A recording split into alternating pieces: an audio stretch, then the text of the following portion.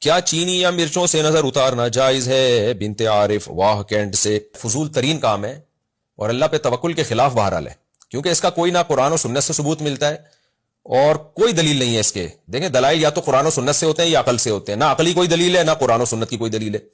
تو بعض لوگ کہتے ہیں کہ یہ تجربے سے ثابت ہے کہ بچہ رو رہا ہوتا ہے، مرچیں جلاتے ہیں تو بچہ چپ ہو جاتا ہے، اس کا مطلب نظر لگی تھی اور ٹھیک ہو گیا. تو خوب سمجھ لیں، عبداللہ بن مسعود رضی اللہ تعالیٰ عنہ سے ایک روایت ہے جس کا مفہوم یہ ہے کہ شیطان کیا کرتا ہے کہ بچوں کو نا چٹکی مارتا ہے اور رلاتا ہے، پھر اس کی اماں کیا کرتی ہے وہ اس طرح کے ٹوٹکے کرتی ہے تو شیطان چٹکی مارنا چھوڑ دیتا ہے.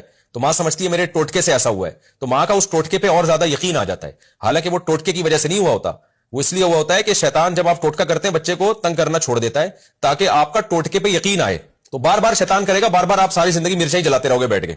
تو اس کا حل یہ کہ بچہ رو رہا ہے تو یہ ٹوٹکے نہ کریں، آپ یہ حرکتیں اوٹ پٹانگ نہ کریں. مرچوں کا بچے کے رونے سے، انگریزوں کے بچے بھی تو روتے ہیں نا، وہ کیا جلاتے ہیں؟ عربوں سعودی عرب میں بھی تو بچے روتے ہیں، وہ کیا جلاتے ہیں؟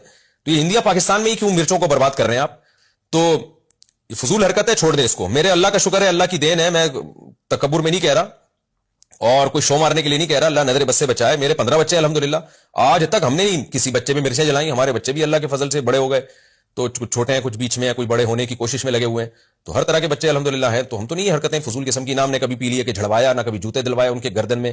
یہ اللہ نے ہمیں ان فضول چیزوں سے محفوظ رکھا ہوا ہے. کوئی بچہ بیمار ہو جائے اللہ سے دعا مانگتے ہیں، ڈاکٹر سے علاج کراتے ہیں، ڈاکٹر سے یا کبھی ہومیوپیتھی، کبھی حکیم، کبھی ایلوپیتھک ڈاکٹر، یہی چل رہا ہے اور اللہ کا فضل ہے جی. تو اس لیے جو ان ٹوٹکوں میں پڑے گا برباد ہو جائے گا. اور ہم نے دیکھا ہے ہمارے جو ریلیٹو ٹوٹکوں میں لگے ہوئے ہیں وہ ٹوٹکے ہی ساری زندگی کرتے رہتے ہیں. آج فلانے کی مرچیں جل رہی ہیں تو کل سلبٹے گھوم رہے ہیں، پرسوں فلانا عامل آیا ہوا ان کے گھر میں سونگ کے جا رہا ہے، پتہ نہیں گند کر کے جا رہا ہے وہ عامل ان کے گھروں میں، اور آج فلانے نے کہہ دیا ان کے گھر میں یہ ہوا ہوا ہے، آج فلانے نے کہہ دیا. ساری زندگی عذابوں میں ہی گزرتی ہے ان کی.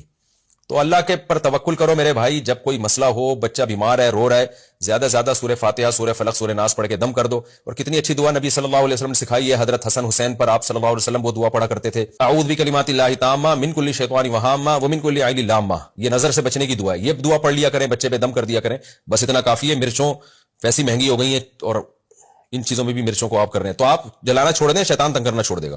ورنہ شیطان تو آپ کو پتا ہے وہ آپ سے بڑی چیز ہے، وہ کرے گا نا آپ کے ساتھ کہ آپ یاد رکھو گے، پھر مرچیں ہی جلاتے رہو گے اور پھر مرچوں سے آگے بڑھائے گا، کہے گا اب کچھ ہو گیا، اب عاملوں کو لے کر آؤ. پھر وہ آئیں گے گھروں میں سونگیں گے آپ کی بنیان اور چڑیاں. اللہ نے عاملوں پر یہ عذاب رکھا ہے کہ لوگوں کی بنیان اور چڑیاں سونگتے ہیں.